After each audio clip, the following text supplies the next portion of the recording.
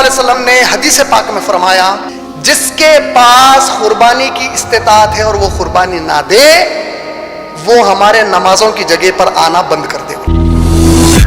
یعنی یہ عید ایسی عید ہے جس میں اللہ چاہتے ہیں کہ صرف بندہ میرے بارے میں ذکر کرے, صرف میری بڑائی, صرف میری عبادت کی گواہی, صرف میرے معبود ہونے کی دلیل اور گواہی, میرے لیے ہر چیز.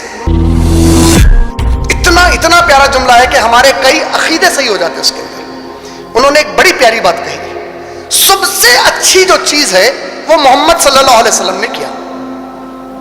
جو سب سے اچھی چیز ہے لازم ہے, جو سب سے اچھی چیز ہے وہ کس نے کیا, اور جو محمد صلی اللہ علیہ وسلم نے کیا وہ میرے لیے سب سے اچھی ہے. Whatever is best, the Prophet acted upon it, and whatever the Prophet did is best for me.